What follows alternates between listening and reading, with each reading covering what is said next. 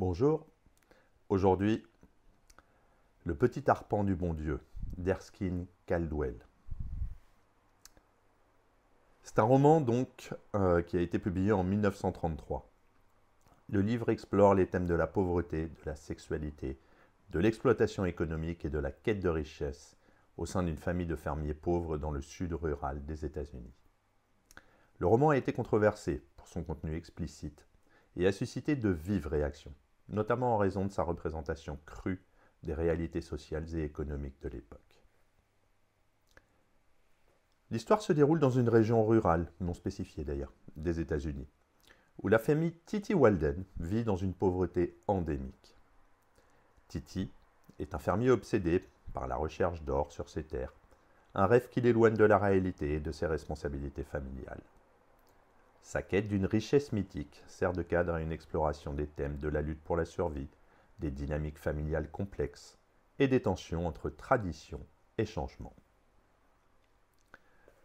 Le roman se déroule dans un contexte de grande pauvreté, durant une période de transition où l'agriculture traditionnelle commence à céder la place à l'industrialisation. La famille Walden représente une classe de fermiers pauvres, coincés entre un passé agricole qui ne leur offre plus de sécurité économique et un avenir industriel qui reste très incertain. Ce contexte accentue le désespoir et la futilité des efforts de Titi pour y trouver de l'or. Une quête qui symbolise la lutte pour la survie économique et la quête du rêve américain, qui a souvent été illusoire. Titi Walden, le patriarche de la famille, est convaincu que sa terre cache un trésor d'or. Il consacre une grande partie de son temps et de ses ressources à creuser des trous dans son champ, espérant trouver une richesse qui changerait la vie de sa famille.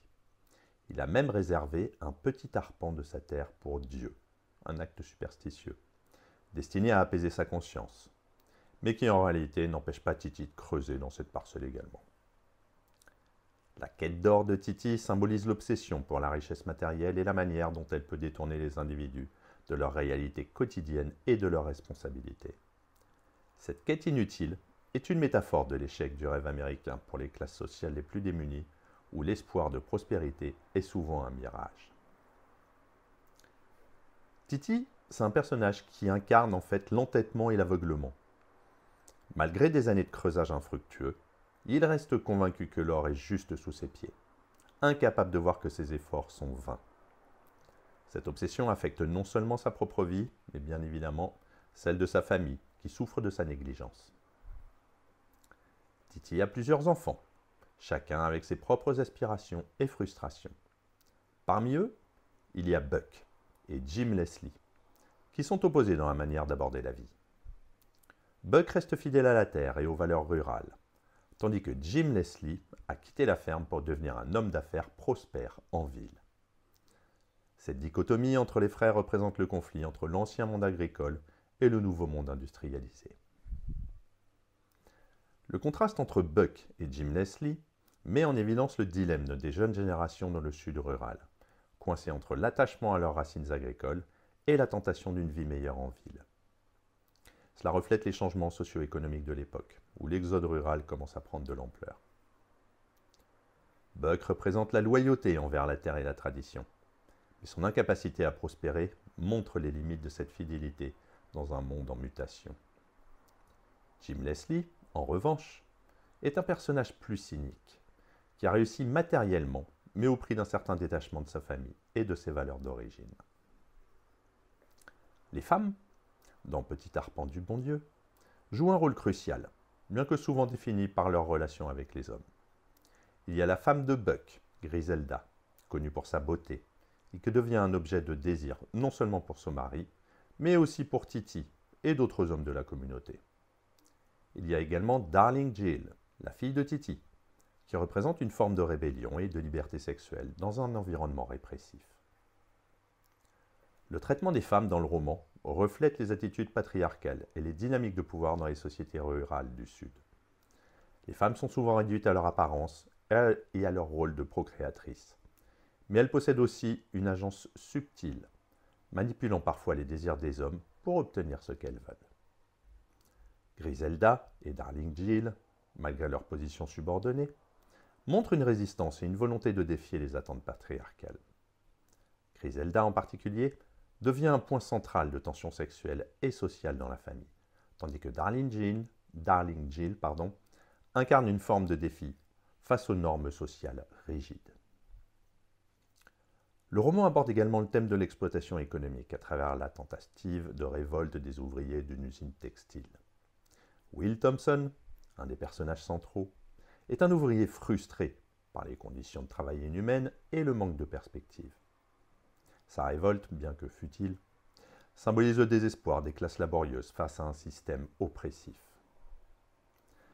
L'exploitation des travailleurs est un thème majeur dans Petit Arpent du Bon Dieu, illustrant les injustices économiques et les inégalités structurelles. La révolte avortée des ouvriers représente non seulement leur désespoir, mais aussi l'impossibilité de changer leur sort dans une société dominée par l'élite économique. Will Thompson, c'est un personnage tragique. Il est le symbole de la résistance des classes populaires face à l'injustice.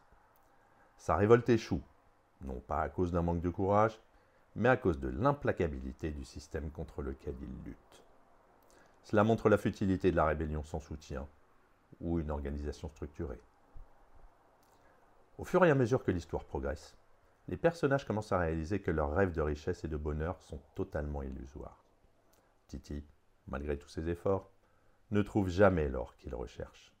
Sa terre, autrefois une source d'espoir, devient un symbole de stérilité et de désespoir. Les tensions familiales éclatent et les membres de la famille doivent faire face à la réalité de leur situation. L'effondrement des illusions est un thème central du roman. Les personnages sont confrontés à la dure réalité de leur existence, réalisant que leurs aspirations étaient fondées sur des mirages. Cela reflète une critique plus large du rêve américain, montrant comment il peut se transformer en cauchemar pour ceux qui sont déjà marginalisés. Titi en particulier subit une transformation profonde, passant de l'optimisme obstiné à une reconnaissance douloureuse de la réalité.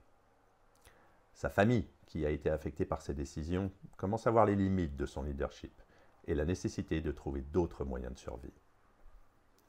Le roman ne se contente pas de traiter des thèmes économiques et sociaux. Il explore également la sexualité de manière explicite et controversée. Les relations sexuelles dans le roman sont souvent dépeintes comme brutales et dominées par les pulsions, plutôt que par l'affection ou l'amour. Cela reflète une vision du sud rural, où la sexualité est à la fois un tabou et une force primordiale qui défie les conventions sociales. Cette même sexualité, dans Petit Arpent du Bon Dieu, est un moyen pour les personnages d'échapper temporairement à leur misère, mais elle est aussi une source de conflits et de transgressions. Elle met en lumière les tensions entre désirs personnels et normes sociales, et comment ces tensions peuvent exploser dans des environnements de pauvreté et de désespoir. Les femmes, en particulier, utilisent leur sexualité comme un moyen de pouvoir et de manipulation, dans un monde où elles sont autrement opprimées. Cependant, ces actes de rébellion sexuelle ne mènent pas à une véritable libération, mais plutôt à une complexification des dynamiques de pouvoir et à une intensification des tensions.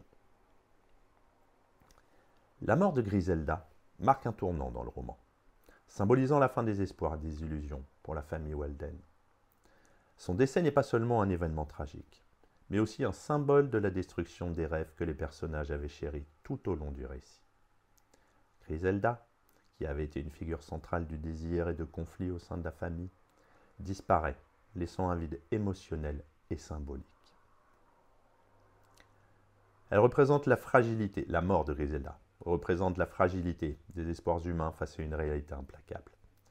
Son décès montre que les aspirations des personnages, qu'elles soient matérielles ou émotionnelles, sont finalement vouées à l'échec dans un monde où la pauvreté et la dureté de la vie sont omniprésentes. Après la mort de Griselda, les personnages restants doivent faire face à l'effondrement de leur structure familiale et à la réalité de leur situation. Titi, en particulier, est confronté à la futilité de ses efforts et doit accepter que sa quête d'or n'a fait qu'empirer les choses. Cette prise de conscience marque un moment de désillusion, où les personnages sont forcés de confronter les dures vérités qu'ils avaient évitées jusque-là. Avec la mort de Griselda et la dégradation de la situation familiale, Titi finit par abandonner sa quête d'or. Cet abandon n'est pas seulement une cessation d'activité, mais une résignation profonde à la réalité. Titi reconnaît finalement que son obsession l'a mené nulle part et qu'il a sacrifié trop de choses pour une chimère. Le thème de la résignation, il est central dans ce livre. Après des années de lutte et de poursuite d'un rêve insaisissable, Titi et sa famille sont confrontés à l'acceptation de leur situation désespérée. Cet abandon symbolise non seulement la fin d'une quête personnelle, mais aussi l'abandon d'un rêve plus large, celui du succès et de la richesse dans une société où ces objectifs sont souvent hors de portée pour les pauvres. Titi, qui avait été le moteur de l'action et de la quête de l'or, subit une transformation radicale. Il passe de l'obsession et de l'illusion à une compréhension plus sobre et amère de sa réalité. Cette évolution souligne la profondeur de sa déception et le coût émotionnel et moral de ses aspirations. Dans les derniers chapitres du roman, la famille Weldon se désintègre complètement. Les tensions accumulées, les échecs répétés et la mort de Griselda provoquent une rupture définitive au sein de la famille. Chaque membre est désormais confronté à la nécessité de trouver une nouvelle voie, séparée des rêves et des illusions qui les avaient jusqu'alors unis. La fragmentation de la famille Weldon illustre les conséquences inévitables de la poursuite de rêves inaccessibles. Le roman montre comment la quête du rêve américain, lorsqu'elle est poursuivie sans prise en compte de la réalité, peut mener à la désintégration des liens familiaux et à la destruction des structures sociales.